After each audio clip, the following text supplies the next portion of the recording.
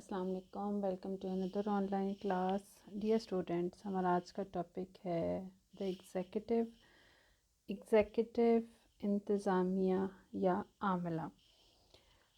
बच्चों, एग्ज़ेक्युटिव इंतज़ामिया या आमला हुकूमत के 3 शोबों में से दूसरा अहम तरीन शोबा है।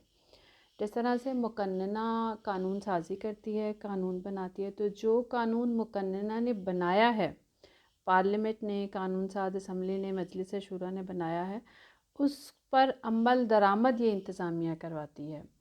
इम्प्लीमेंटेशन में ये अपना अहम किरदार अदा करते हैं। तो इंतज़ामिया वो बाइख्तियार आइनी इदारा जो कानून को मुल्क में नाफिज करने के हवाले से अपने तमाम तर फ़राइज़ को अंजाम देगा।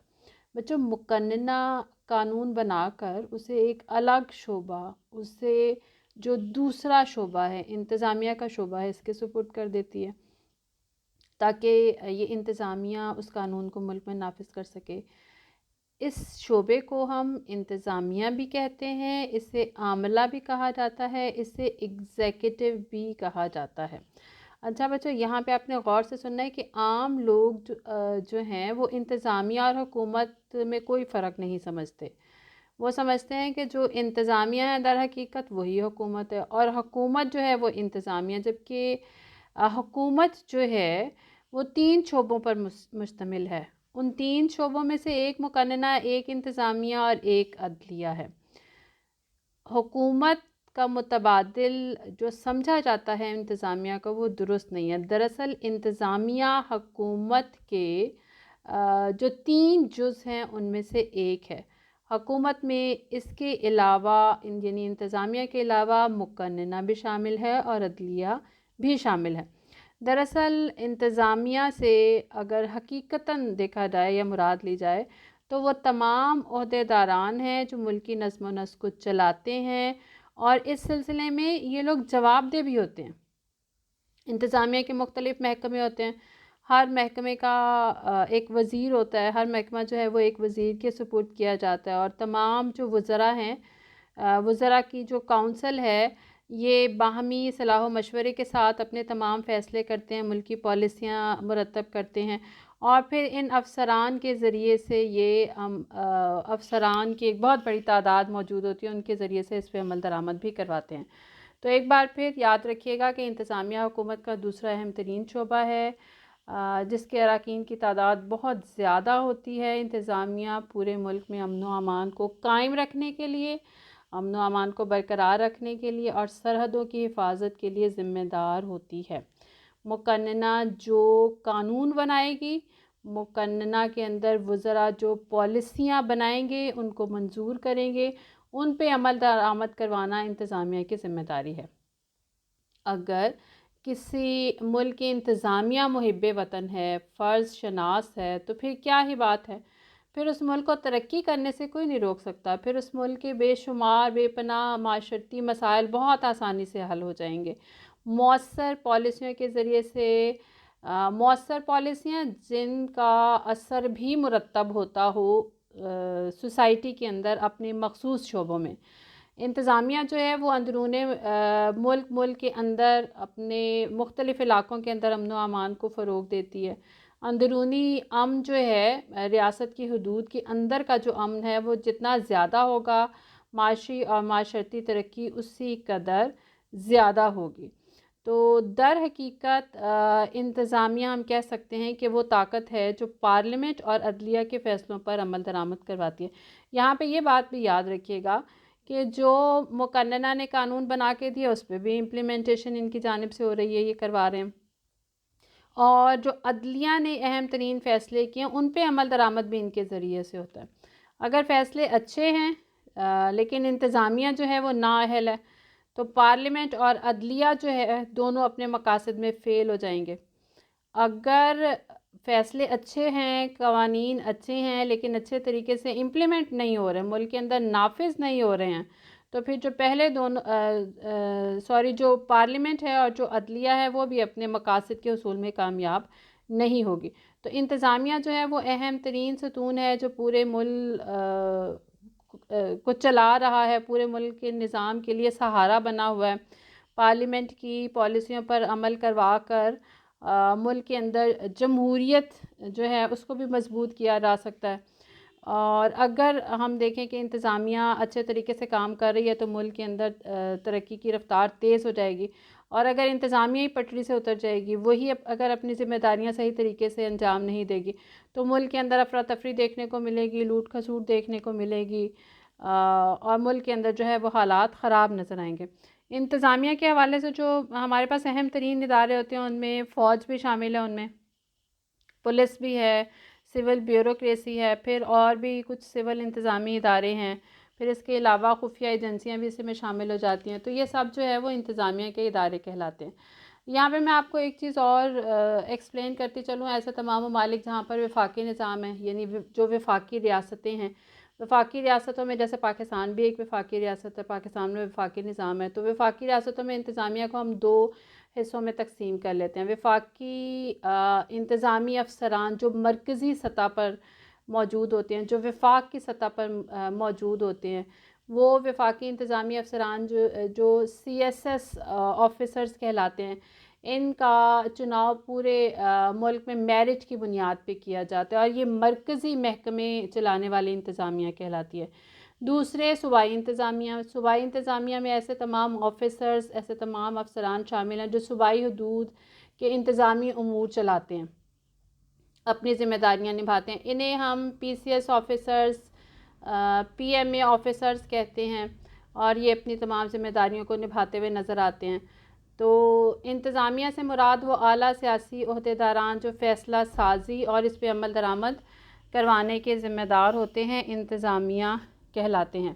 آج بچوں ہم انتظامیہ کی اقسام پڑھیں گے. تو سب سے پہلے جو قسم ہے وہ مستقل انتظامیہ اور غیر مستقل انتظامیہ ہے. بچوں مستقل انتظامیہ وہ جو اپنے عہدوں پر فائز رہتے ہیں، خدمات انجام دیتے رہتے ہیں، جبکہ غیر مستقل وہ جو منتخب ہو کر آتے ہیں، اپنی مدت پوری کرتے ہیں اور پھر چلے جاتے ہیں. اب آپ مزید غور سے سنیے گا کہ صدارتی طرز حکومت میں صدر اور اس کے وزراء، اور اگر پارلیمانی طرز حکومت ہے تو پارلیمانی طرز حکومت میں برائے نام جو ہے سربراہ صدر یا بادشاہ، پاکستان کہیے تو صدر اور برطانیہ کہیے تو بادشاہ، پلس وزیر اعظم پلس وزراء یعنی اس کی کابینہ کے اراکین جو سیاسی بنیادوں پر فائز ہوتے ہیں. یہ عوام کی حمایت کے ساتھ برسر اقتدار آتے ہیں. انہیں عوامی حمایت حاصل اگر نہیں رہتی تو ان کو پھر اپنے عہدوں سے دستبردار ہونا پڑتا ہے، چھوڑنے پڑتے ہیں. ان کی جگہ پر کسی دوسری پارٹی کو وزارت بنانے کا موقع مل جاتا ہے. اچھا، پھر ہر وزارت جو ہے وہ ملکی معاملات سے متعلق اپنی پالیسیاں تیار کرتی ہے. ان پالیسیوں کو تنخواہ دار ملازمین عملی جامہ پہناتے ہیں. ابھی تھوڑی دیر پہلے جو میں نے آپ کو بتایا، جو سی ایس ایس آفیسرز ہیں اور پی سی ایس آفیسرز ہیں، ان کے ذریعے سے جو ہے ان پالیسیوں کو جو ہے وہ عملی جامہ پہنایا جاتا ہے. ملک کے تمام شعبوں میں اعلیٰ افسران وزراء کی مدد کرتے ہیں. ان کا کام وزراء کی ہدایات کے مطابق عمل کرنا ہوتا ہے. اگر وزارت ٹوٹ جائے پھر بھی سرکاری افسران جو ہیں وہ اپنے عہدوں پر فائز رہتے ہیں، کیونکہ یہ تو مستقل ہے نا، اور یہ غیر جانبداری کے ساتھ نئی جو وزارت تشکیل پائے گی، جو نئے لوگ آئیں گے، جو نئے وزراء آئیں گے، جو نئی پالیسیاں بنائیں گے، یہ ان کو امپلیمنٹ کروائیں گے.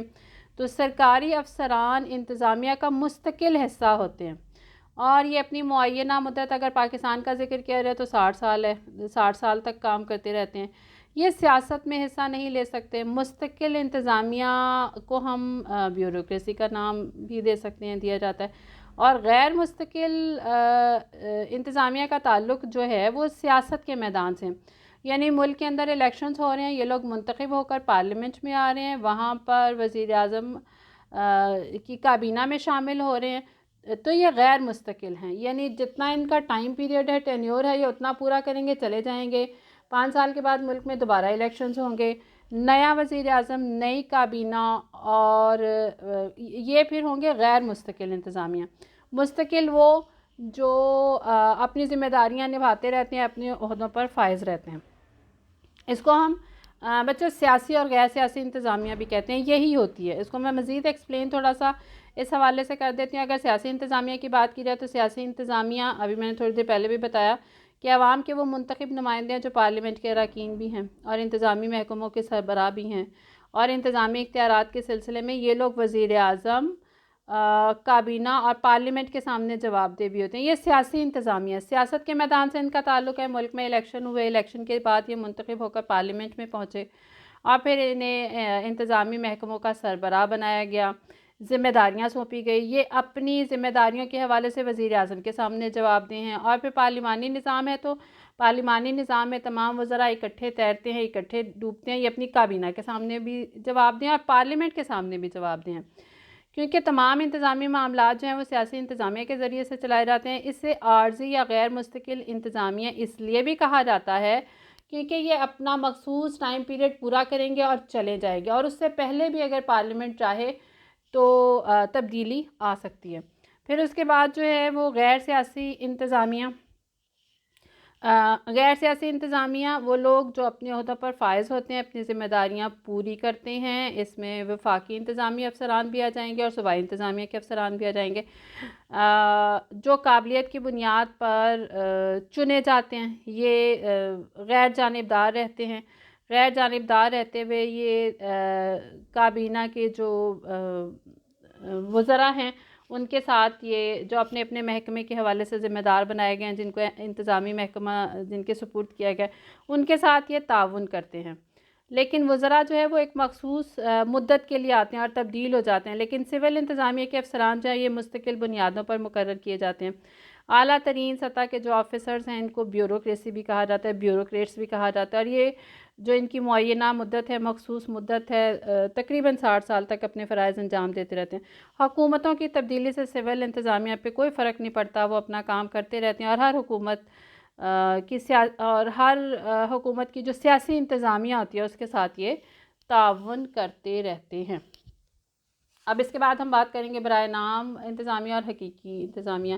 نام سے ظاہر ہو رہا ہے برائے نام انتظامیہ سے مراد ایسی انتظامیہ جس میں اختیارات انتظامیہ کے پاس صرف نام کے ہیں، حقیقتاً وہ ان انتظامی اختیارات کو استعمال نہیں کر سکتی. اور حقیقی انتظامیہ سے مراد یہ کہ جو اختیارات اس کے پاس ہیں وہ حقیقتاً ان کو استعمال بھی کر سکتے. اس حوالے سے ہمیں برطانیہ کی مثال دی جاتی ہے. برطانیہ میں برائے نام اگر انتظامیہ کا سربراہ دیکھا جائے تو آج بھی بادشاہ ہے. بادشاہ کے پاس تمام اختیارات ہیں اور ان کو بادشاہ کے نام سے وہ تمام اختیارات استعمال کیے جا رہے ہیں، لیکن حقیقتاً وہ اختیارات لے لیے گئے ہیں اور لے کے پارلیمنٹ کو، وزیر اعظم کو اور کابینہ کو منتقل کر دیے گئے. تو حقیقی طور پہ وہ تمام اختیارات منتقل ہو چکے ہیں پارلیمنٹ کو. حقیقی انتظامیہ پارلیمنٹ ہے، جبکہ برائے نام انتظامیہ کا سربراہ آج بھی بادشاہ یا ملکہ ہے وہاں پر. پھر اس کے بعد ہم اگر پارلیمانی انتظامیہ کی بات کریں تو موجودہ دور میں ہم دیکھتے ہیں کہ جمہوریت جو ہے وہ مختلف شکلوں میں ہمارے سامنے، جیسے پارلیمانی اور صدارتی نظام کی شکل میں ہمارے سامنے ہے. تو پارلیمانی انتظامیہ کو عوام کے نمائندوں پر مشتمل مقننہ خود چنتی ہے. ایوان میں جو اکثریتی پارٹی ہوتی ہے اس کے قائد یا لیڈر کو آئینی سربراہ، جس کو سربراہ مملکت بھی کہا جا سکتا ہے، اس کی طرف سے وزارت عظمیٰ کا قلمدان سونپا جاتا ہے، سپرد کیا جاتا ہے. وزارت عظمیٰ یعنی جس کو وزیر اعظم بنایا جاتا ہے، وہی ایوان کے اراکین میں سے اپنی کابینہ خود چنتا ہے، منتخب کرتا ہے، اور عام طور پہ تمام وزراء جو ہیں وہ اسی کی پارٹی سے تعلق رکھتے ہیں. پارلیمانی انتظامیہ کے اراکین کی کوئی معینہ جو میعاد ہے وہ نہیں ہوتی. مقننہ جب چاہے اسے توڑ کے نئی انتظامیہ جو ہے وہ تشکیل دے سکتی ہے.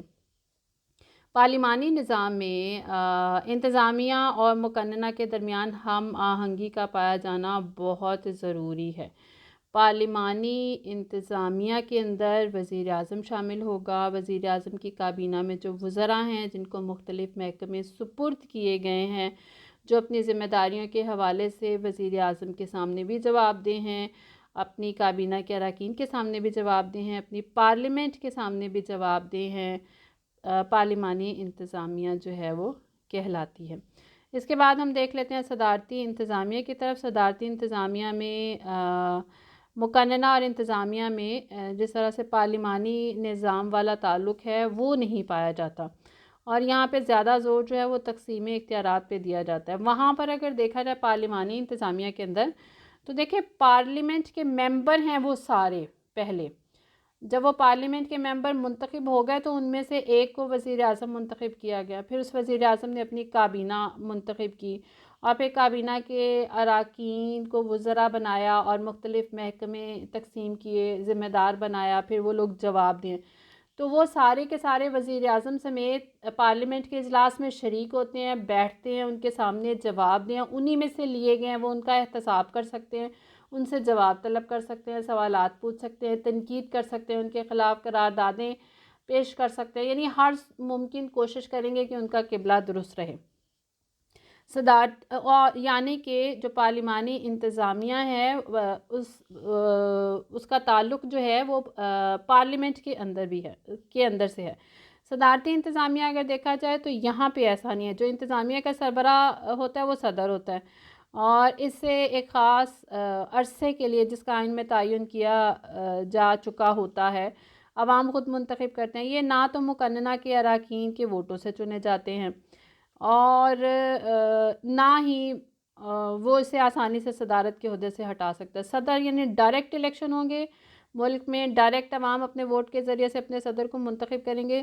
جس طرح سے وزیر اعظم کا تعلق پارلیمنٹ سے ہونا ضروری ہے، صدر کا تعلق پارلیمنٹ سے ہونا ضروری نہیں ہے. اور جس طرح سے وزیر اعظم کی کابینہ کے اراکین کا پارلیمنٹ سے ہونا ضروری ہے، یہاں پر صدر کی کابینہ کے اراکین کا پارلیمنٹ سے ہونا ضروری نہیں ہے. وہ اپنے ملک میں کسی بھی شہری کو اپنے وزیر کے طور پہ مقرر کر سکتا ہے، اس کو چن سکتا ہے. اور صدر اور اس کے جو وزراء ہیں یہ مقننہ کے اجلاس میں شریک بھی نہیں ہوتے، جبکہ پارلیمانی نظام کے اندر پارلیمانی انتظامیہ میں ایسا ہوتا ہے کہ وہ شریک ہوتے ہیں. یہاں پہ شریک نہیں ہوتے اور نہ ہی وہ پارلیمانی انتظامیہ کی طرح جواب دہ ہوتے ہیں، جبکہ پارلیمانی انتظامیہ لازمی طور پہ پارلیمنٹ کے اجلاس میں شریک بھی ہوتی ہے اور جواب دہ بھی ہوتی ہے. صدارتی انتظامیہ میں مقننہ کا کام صرف قانون سازی تک محدود رہتا ہے.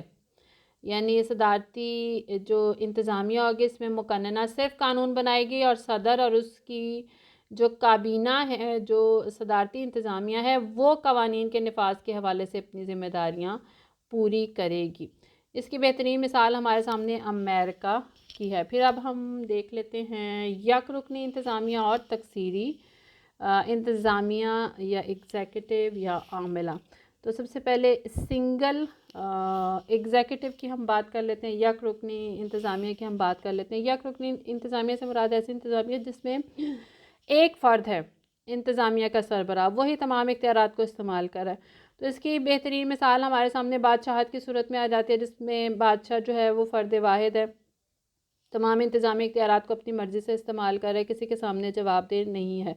اور پھر اسی طرح سے آمریت میں بھی ایک فرد جو ہے وہ نظام حکومت کو چلا رہا ہے. تو یک رکنی انتظامیہ میں ہم بادشاہت اور آمریت ان کی مثال دے سکتے ہیں. پھر اگر تکثیری انتظامیہ کی بات کی جائے تو تکثیری انتظامیہ سے مراد ایسی انتظامیہ جس میں دو یا دو سے زائد افراد جو ہیں وہ انتظامیہ کے سربراہ ہیں اور تمام تر اختیارات کو استعمال کر رہے ہیں. اچھا، سوئٹزرلینڈ کے اندر جو ہے وہ سوئٹزرلینڈ میں اس کی مثال ملتی ہے. سوئٹزرلینڈ میں انتظامی اختیارات جو ہیں وہ کسی ایک فرد شخص کے سپرد نہیں کیے گئے. جس طرح سے پارلیمانی انتظامیہ میں ہم دیکھتے ہیں وزیر اعظم ہمیں مرکز میں نظر آتا ہے، صدارتی انتظامیہ میں ہمیں صدر مرکز میں نظر آتا ہے. تو یہاں پر ایسا نہیں ہے. سوئٹزرلینڈ کے اندر جو ہے وہ ایک شخص کے سپرد کرنے کی بجائے جو ہے وہ 7 افراد پہ مشتمل ایک وفاقی کونسل بنائی گئی ہے اور تمام اختیارات جو ہے وہ اس وفاقی کونسل، انتظامی اختیارات جو ہیں وفاقی کونسل کے سپرد کیے گئے ہیں. یہ وفاقی کونسل جو ہے برابر اختیارات کی مالک ہے، یعنی اس کے جو 7 افراد ہیں وہ برابر کے ایک جیسے اختیارات کے مالک ہیں. انہیں ملک کی قانون ساز اسمبلی منتخب کرتی ہے. ضروری نہیں ہے کہ تمام افراد جو ہیں وہ ایک ہی پارٹی سے تعلق رکھتے ہوں. عام طور پہ تمام سیاسی پارٹیوں کو وفاقی کونسل میں مناسب نمائندگی ملتی ہے.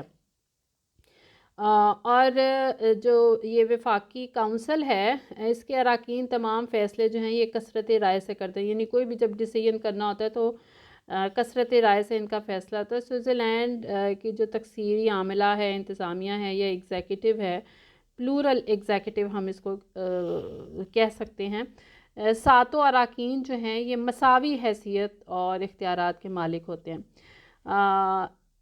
لیکن سہولت کے لیے، اپنی سہولت کے لیے یہ اپنے میں سے کسی ایک کا چناؤ 1 سال کے لیے بطور صدر کر لیتے ہیں.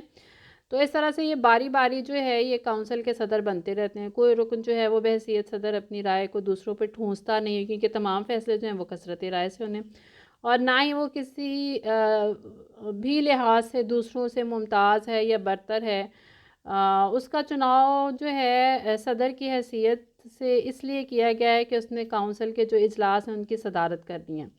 بنیادی مقصد یہ ہے.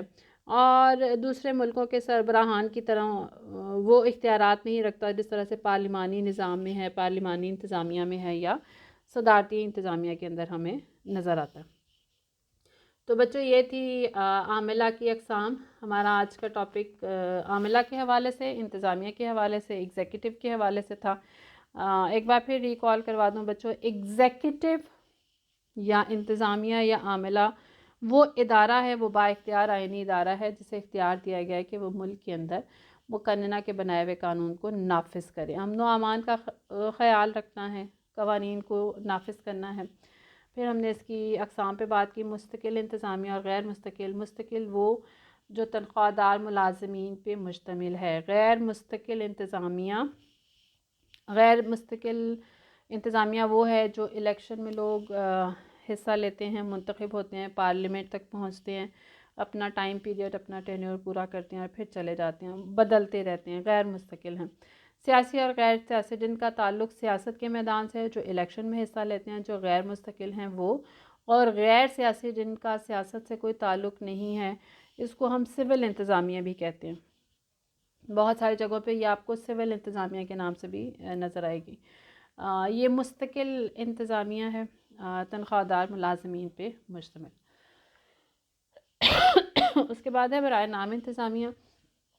برائے نام انتظامیہ ایسے انتظامیہ جس میں انتظامیہ کا جو سربراہ ہے اس کے پاس صرف نام کے اختیارات ہیں. برائے نام انتظامیہ کا جو تصور ہے یہ برطانیہ میں پارلیمانی نظام کے ارتقاء کے ساتھ ہی جو ہے یہ شروع ہو گیا تھا. برطانیہ میں بچوں بادشاہ کی جو مطلق العنان حیثیت تھی جب وہ ختم ہونے لگی تو تمام اختیارات جو ہیں وہ پارلیمنٹ اور اس کی منتخب کردہ کابینہ کو مل گئے تھے.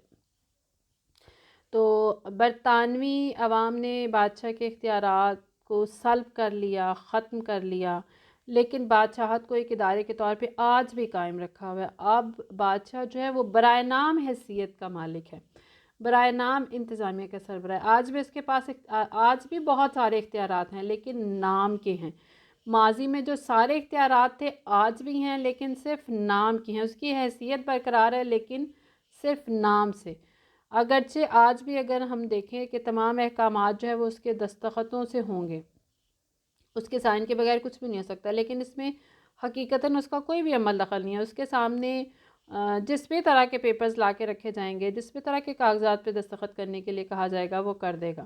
برطانیہ میں بادشاہ جو ہے وہ انتظامیہ کا برائے نام سربراہ آج بھی ہے.